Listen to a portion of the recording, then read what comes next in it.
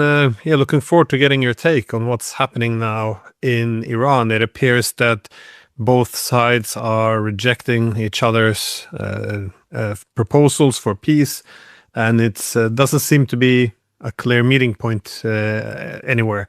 Do you think it's likely we'll be going back to war? Well, I do. On the other hand, I have not been keeping up with the variety of responses that we are eliciting from Washington. President Trump said something about a negotiation, and there seemed to have been some willingness on the American side to be more flexible. The idea of let's set aside the nuclear issue and other things and sort things out for the strait. So if you're telling me that everyone has now firmly rejected everyone else's proposal, I believe it. But I haven't seen anything final from Donald Trump. And of course, you never know what you're going to get out of Donald Trump. He seems to negotiate against himself a lot. There's not much evidence that he's really talking to anybody else. So who knows what's real and what isn't. But I think what's most important right now is the idea that Mr. Netanyahu is coming to Washington. And that's the latest rumor. I haven't seen it officially announced yet anywhere, but I have it on fairly good authority that he's flying to Washington. The last time he did that, of course, you had the war breakout. He visited, he spoke. Everyone was sort of in the kissy face, huggy bod mode. And then suddenly he flew back, the war began, and Trump said, oh gosh, we need to join the war. And off we went. So I don't know what's going to happen now, but the fact that he's coming to visit tells me that he wants to make sure that Trump is not losing his grip, that Trump is not weakening, that Trump is not trying to cut a separate deal. All of those things may or may not be true. I have no idea. So at this point, I would expect it to start up. I just don't know when. The interesting thing is this overlaps, as you know, with the Hajj in Saudi Arabia that begins on the 24th, and that's usually a 10 or 11-day event. So that would mean that we would be going to war in the middle of the so-called pilgrimage. Whether or not that's significant, I have no idea. The other thing is that I'm still unclear on whether or not the Saudis and the Qataris are going to authorize our use of their airspace, or for that matter, any bases. I don't know what the outcome there is. I mean, there's so much, I don't want to say disinformation, but contradictory information floating around inside the Beltway. It's very hard to know what is real or isn't. But to go back to your original question, do I think they'll go back to fighting? Yes, I do. Well, what has changed, though, during this ceasefire, the pause? To what extent has each side been able to replenish their arms, regroup, and, I guess, prepare for war again?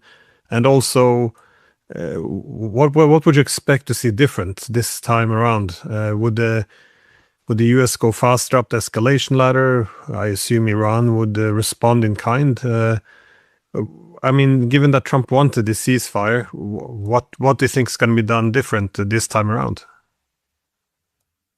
I think that the opening will be a sledgehammer by the United States, frankly. My impression is that we have brought not only, let's back up a minute. We talk in military terms in the Army about basic loads of ammunition. Usually you think in terms of 3 basic loads. There's the first one that is supposed to get you through the first week or so of combat. Then there's the second that is supposed to come in and assure that you can stay there for another week or 2 weeks. Then there's a third that keeps you in the fight for a month. I think we have something like that happening right now with our air and naval forces. We are absolutely loaded to the gills with munitions and aircraft and missiles. No question about it. Everything is ready to go. But in addition to that, this time around, I think we have almost the same amount of ammunition in reserve, which means that instead of getting a 3 or 4 year intensive bombardment, or 3 or 4 day intensive bombardment, you could conceivably keep it going for 5 to 7 days. So I expect that this will be much more intense, much more severe, inflict much more damage. Now, the question is, what does that mean to targeting? And I don't have access to the targeteer, but if you are limited to air and naval power and you don't have any ground forces that you can use to exploit strikes, then it becomes an exercise in trying to determine which target set is going to be the most useful to you in terms of compelling the enemy to collapse or disintegrate or surrender. I don't know. I'm sure we'll hit all of the targets we hit previously because we now know, thanks to the CIA leak to the New York Times, that the Iranians emerged from the last round with virtually 90% of everything intact. Well, if 90% was intact the last time around, that means we're now facing, with almost complete certainty, 100% readiness, because I think that level of replenishment has occurred on the Iranian side. In addition to that, there are several sources claiming that additional Russian radars for air and missile defense, and some for purely targeting at great distance, and the Chinese have brought in some additional missiles, some of the same ones that have been fired in the past, but a new class of missile, a very well-known but not used thus far cruise missile designed to sink ships at sea out to 300-kilometer ranges. So that means, 180 miles. That would probably hold everyone quite a distance from the opening to the Persian Gulf. Now, the other thing is that there's evidence that Russian and Chinese technicians are also on the ground helping to operate these systems. Now, none of that should surprise us because we've been doing that in Ukraine for the Ukrainians against the Russians now for years. But nevertheless, you have people in Washington who say, well, this is outrageous. We can't have, what are these Russians and Chinese doing? Well, what do you think they're doing? They're doing to us what we've been doing to them. So I think this is a very serious moment. I think we're going to see far more damage this time done by both sides to each other. And I think that we can bet with virtually 100% certainty that Iran will finish off the oil infrastructure on the west side of the Persian Gulf. And I imagine they may well go after the desalination plants that have an enormous impact on Saudi Arabia, not just the Emirates, to the point where if they destroy the one that's in Al-Shabail, then that means Riyadh runs out of drinking water almost instantly, in which case they have to evacuate the capital because they have no other way to provide drinking water. This is a very serious moment. And I think it reflects, particularly on Donald Trump's side and with Mr. Netanyahu, a certain level of desperation. They've got to win this in their minds. Do whatever it takes short of the use of a nuclear weapon. Now, some people think that the Israelis could actually break that taboo and use a nuclear weapon. I don't know. I certainly hope not, because that would open up Pandora's box and then anything becomes possible. But assuming that doesn't happen, I think every conceivable form of attack is going to be employed this time around with far more intensity than we saw the first time. Well, about this reported split between Trump and Netanyahu. So allegedly, Trump wants to make a peace with the Iranians, or at least get a longer pause.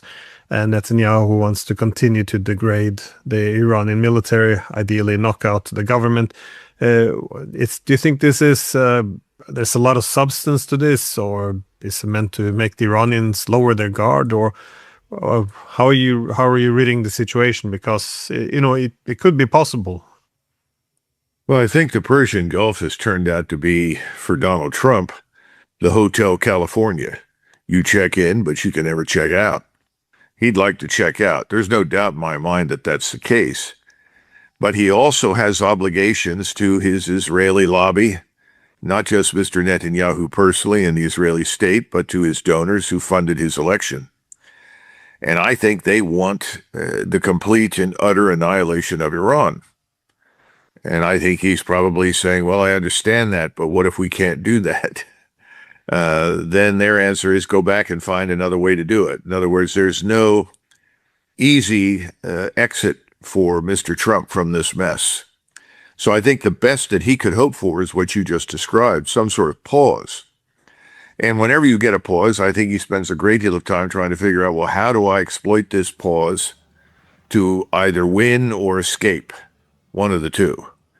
And I don't think it's working out very well for him because I don't think there's an easy answer.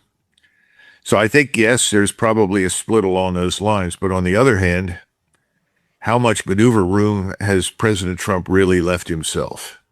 Now, we know from the past that he's a very, very much inclined to exaggerate, and he frequently lies about the level of discourse between Iran and the United States, between Iran and Pakistan, between Iran and the Emirates, or the Emirates and Pakistan. So it's very hard to gauge what's real and what isn't. So I've really gotten to the point now where I don't bother trying to figure out what's real and what is. It's a waste of time. So I think he's in the Hotel California. He wants to check out. He can't. That means he's got to restart the war. Now, what happens if he restarts the war and after another 3 weeks, we're zero, nowhere? We're in the same position we were before. Well, then he's humiliated. Then he has to make an ignominious withdrawal. He has to admit failure. Will he do that? I don't know. He may say, well, there's nothing left now. It'll be another midnight hammer exercise. We've destroyed everything. There's no reason to keep this up. Iran no longer represents a threat to anybody. Iran is impotent. Its neighbors are no longer afraid. Of course, most of its neighbors no longer exist because they've been bombed out of existence in the Persian Gulf region. But he may say that and then say, I'm going home and I plan to attend the World Cup. Who knows? Anything is possible. But what will people at home feel? What will they think? And we can't be certain of that right now because the real effects of the disaster in the Gulf haven't been felt here yet. I think by the end of June, the beginning of July, our strategic petroleum reserve is going to be getting very low to the point where it's in danger of going dry. That puts us in a difficult position. It's already clear that we can't afford to export all of the crude that people are asking us to export because we need that as the foundation for our refining industry. We also have a problem with the oil that we extract from shale. That has to be exported because we don't have the refineries to deal with it because of the difference between the shale oil and normal oil or normal crude. So he's got to deal with these things. Then in addition to that, we have the financial crisis. And I've been watching the bond market for years, and that's simply because everyone I respect, whether it's Alistair MacLeod or Ray Dalio or Luke Groman, any number, Gundlach, brilliant financial analysts, they've always said, look at the 10-year bond. Once the 10-year bond breaks the 5% ceiling in terms of its yield rising, we can't service the debt. Everything begins to collapse. So we're inching up toward the 5%. So what does that mean if that happens during this next round? I think it means that we pull out because we can't afford to stay. And we're already watching as gold replaces the dollar as the world's reserve currency. And that's not something that was planned on last year or 6 months ago or 2 years ago, but it's happening. It's real. And the Chinese, we know, have accumulated enormous quantities of gold. Nobody knows how much they've got. Now, to create some liquidity with foreign reserves, the Russians have actually sold some gold. They've got plenty of gold. India has plenty of gold. All of this gold is going to end up backing BRICS. And this is a battle between BRICS and the U.S.-dominated Western financial system. So if the U.S. Western-dominated financial system suddenly collapses in crisis because of what's happening in the bond markets, not just in the United States, but around the world, we're watching everyone who can offload our debt. How do you sustain the war? And I don't think we can. Now, perhaps Mr. Bessent has some new magic up his sleeve. I have no idea. So I think President Trump is really squeezed at this point. If he doesn't go back in, it looks as though he's being defeated and is giving up. In other words, regardless of how prudent it may be to do, he can't just sail away, fly away and forget it. He refuses to say what I've been urging him to say, which is for humanitarian reasons, we've got to get out. Because this is no longer just about the United States and Iran or just a few other nations in the region or states in the region. This is about the world. And the entire world is suffering. And if we don't stop this, if we go through with this next round, it may be a decade before the global energy complex really recovers. We're going to have famine. He's effectively reversing the green revolution, because the fertilizer doesn't exist. People in the United States, they don't even know what green revolution means, most of them. They don't understand how that's changed because in the 60s, we had a little more than 4 billion people living on the planet. Today, we've got more than 8 billion. That's not accidental. That's because of the green revolution. We've been able to feed all of these people. What happens when we can't? Now, we'll have problems inside the United States. Everybody knows that, but they're not as severe as they are, say, in the global south. And I don't know what happens in Europe. Europe is going to be in very serious trouble when it comes to these things. And look what the Europeans have done to the Dutch. Look what the Dutch globalists have done to themselves. And the Dutch are the most productive agricultural state in the world. And because of the Ukraine war, we've lost access to vast tracts of farmland that used to produce enormous quantities of food. The whole thing is a disaster, but politicians in the United States and Washington are not thinking in terms of the rest of the world. They're thinking in terms of themselves. And they're also remembering how much money they have been able to line their pockets with as a result of the Israel lobby and the Israel lobby supporters and all the other lobbyists that are out there that have no interest whatsoever in anything that happens anywhere but in the United States. So it's a bad situation. There's no easy solution.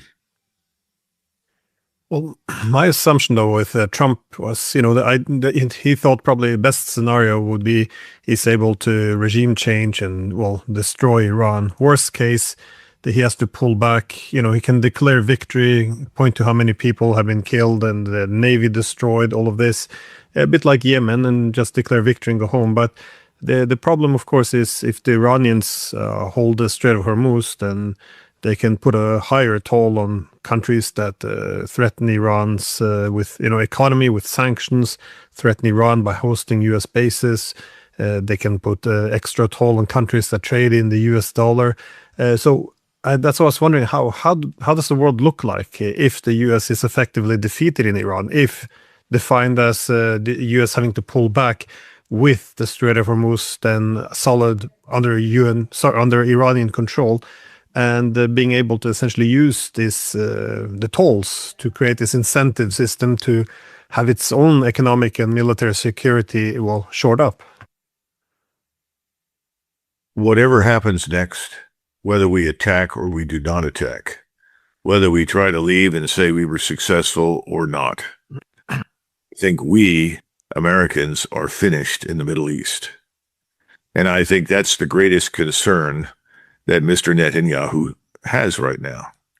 If we cannot break Iran's grip on the Persian Gulf, if we cannot force our way back into the Persian Gulf, and I think it's pretty clear that we cannot, that means that we are finished in the region. We will not come back into these bases. There will be nothing to rebuild.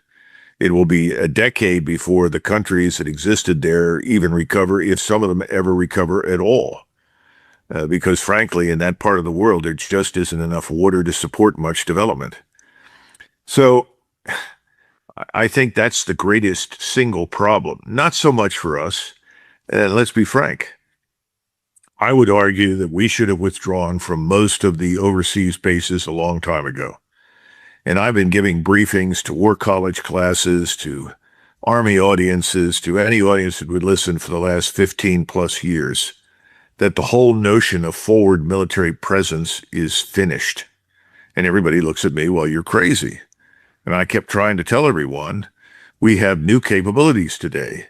Whatever you put forward in a forward presence mode, that means in bases like the ones in the UAE, bases in Germany, bases in Korea, bases in Thailand, bases in the Philippines. It doesn't matter where you go. you are now a target array waiting to be destroyed.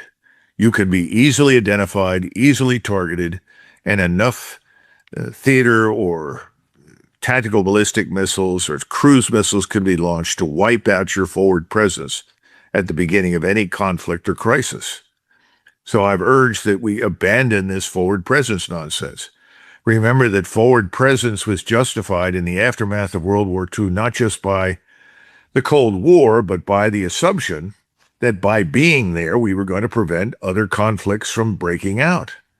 Well, that hasn't worked, has it? It hasn't worked largely because we're the ones causing many of the conflicts. But the bottom line is those days are over. So in one sense, this is a blessing insofar as it's going to compel us to pull our forces back and come home. At least we can protect them inside the continental United States if defense becomes the primary focus. Because our whole force posture, our military thinking since the end of the Second World War has been offensive. The best defense is the offense. That was always the argument. If we're forward, we can attack quickly.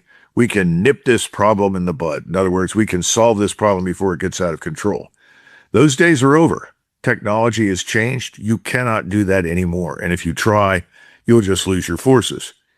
That means we've got to come back to the continental United States and figure out how are we going to defend ourselves?